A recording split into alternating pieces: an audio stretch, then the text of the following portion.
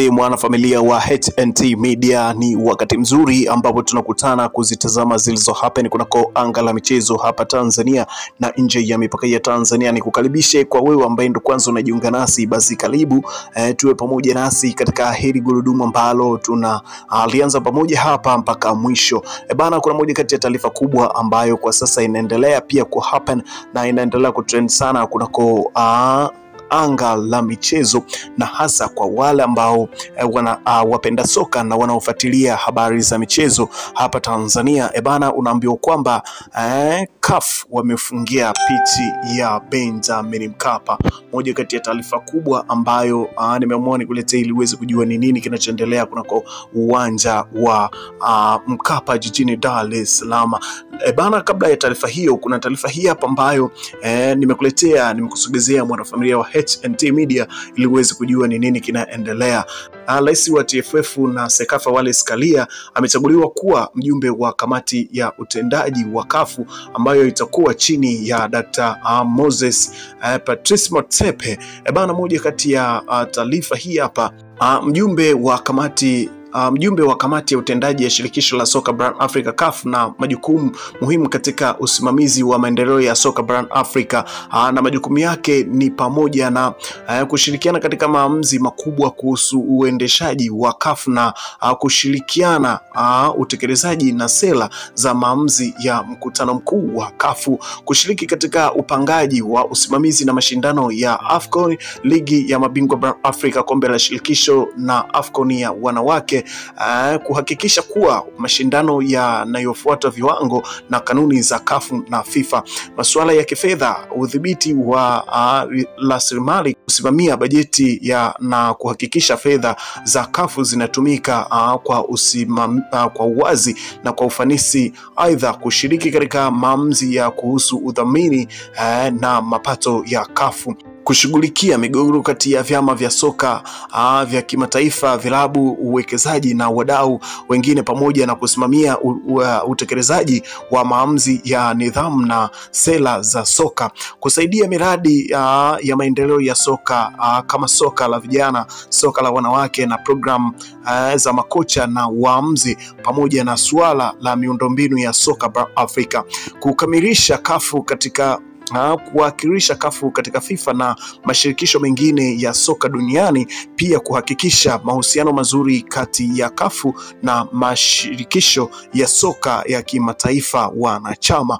Bana, hizi hapa ndo baadhi ya kazi ambazo atakuwa anazifanya Wallace Karia, rais wa TFF na Sekafa, mheshimiwa Wallace Karia Dr. Wallace Karia ambaye amechaguliwa kuwa mjumbe wa kamati ya utendaji ya CAF, mmoja kati ya wadhifa wa juu kabisa kunako uongozi wa CAF ni hii hapo. Lakini kuna moja kati ya taarifa hii hapa ambayo inazungumzia kuhusiana na kufungwa kwa uwanja wa Benjamin jijini Dar es Salaam. Bana, taarifa ya katibu mkuu wa Wizara ya Habari na Sanaa na Utamaduni na Michezo, ndugu Garrison Msigwa, ameomba TFF kuwasiliana na CAF waje kufanyia ukaguzi kwenye dimba la Mkapa, kwa kuwa walipofikia kukagua hapo awali yale walioelekezwa tayari yameshakwisha kufanyiwa kazi. Na ndugu Msigwa ameweka wazi kuwa CAF walisisitiza suala la pitch, huku wakitaka kuona vifaa vya kurekebishia pitch,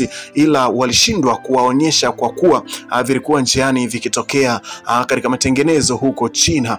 Hivyo vifaa vimeshawasili na maboresho yameshafanyika. Eneo la pitch limeshafanyiwa kazi kadri ya CAF wanavyozingatia hivyo umakini na matumizi kwa michuano ya kimataifa. Kwa mujibu wa katibu mkuu, alisema wazi serikali walishafungia uwanja huo kupisha matengenezo makubwa, ila TFF na huwa wanaomba kutokana na ukubwa wake ili wachezee hapo. Aidha pia amekumbusha ukaguzi wa CAF uliofanyika baada ya mechi ya Simba na Azam kutokana na mikiki hivyo nyasi zilikuwa zimekatika hapo chini. Kwa maana hiyo uwanja ulishashughulikiwa tayari kwa ajili ya matumizi takriban wiki 2 nyuma. Kwa hiyo hii hapa taarifa ambayo imetoka leo ya uwanja wa wa Benjamin Mkapa kufungiwa, basi unaambiwa kwamba tatizo limeshakwisha kushughulikiwa, na hivyo katibu mkuu wa wizara hiyo ameshakwisha kuwaagiza TFF wawaite watu wa CAF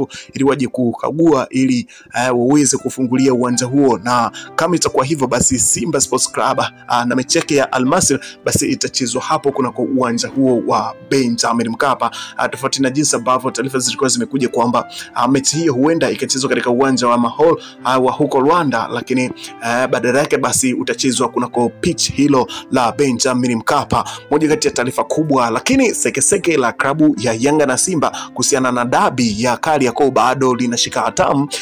Unaambiwa klabu ya Young Africans wametoa masaa 72 kuhakikisha kwamba wanapata yale yote ambao wameielekeza bodi ya ligi na TFF kuhakikisha kwamba wanatoa alama 3 kwa upande wa klabu ya Young Africans, lakini pia wanaikata alama Simba Sports Club alama 15.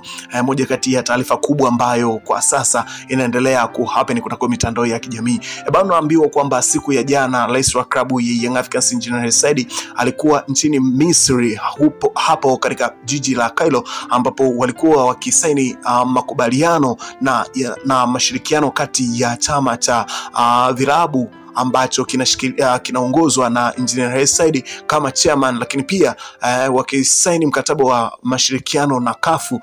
Hapo unaambiwa kwamba kuna kazi watakuwa wanashirikiana kati ya chama cha vilabu Africa na CAF, watakuwa wanashirikiana baadhi ya majukumu. Lakini baada ya kufanya hivyo, leo mapema sana ameweza kuwasili Tanzania kwa ajili ya kikao ambacho kinafanywa na uongozi wa klabu ya Young Africans mara baada ya kutamatika kwa game ya Coastal Union, ambapo Young Africans wamekaribisha Coastal Union katika mchezo wa CRDB Bank Federation.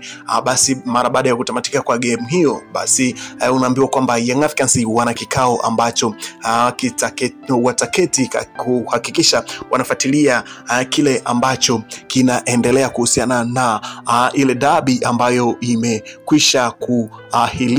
Lakini si hivyo tu, unaambiwa kwamba huko Misri jana pia dabi imeweza kutoa alama 3 za mezani. Bana, jana ilitazamiwa kuchezwa moja kati ya dabi kubwa Afrika, tunazungumzia Al Ahly pamoja na Zamalek. Lakini moja kati ya taarifa ambayo ilitolewa na Al Ahly ni kwamba hawakuwa na imani na marefari wa ndani, hivyo wakataka marefari wa nje waje wachezeshe dabi hiyo. Lakini kutokana na kwamba taarifa yao ilichelewa kutolewa, basi shirikisho la soka la Misri wakaendeleza na ratiba zao, hivyo mpaka inapofika wakati wa game, basi Al Ahly walikuwa wamefika ndani ya uwanja, lakini hawakushuka hata ndani ya basi na kuingia katika pitch. Kwa nukta hiyo basi Zamalek waliweza kupewa ubingwa na pointi zake 3. Bana, moja kati ya taarifa kubwa kabisa ambayo inaendelea kunako anga la michezo, hasa kwa wewe mwanafamilia wa HNT Media ambaye unafuatilia update hizi za michezo, ni kusihi tu kwamba endelea kubaki nasi kwa kuhakikisha kwamba una subscribe, lakini pia unabonyeza alama ya kengele itakayojitokeza hapo. Kwa kufanya hivyo kuna kufanya wewe uwe kwanza kupata taarifa zetu tunapokuwa tunakuletea kutoka sehemu yoyote na wakati wowote. Hii hapa ni HNT Media ambayo inakuletea update hizi, lakini pia usisahau kutufollow kupitia Instagram yetu kwa jina la HNT_media_tz. Hapo utajipatia taarifa kede za michezo, hasa tetesi za sajili ambazo zinaendelea kushika hatamu. Langu jina ni Dio. Bye bye.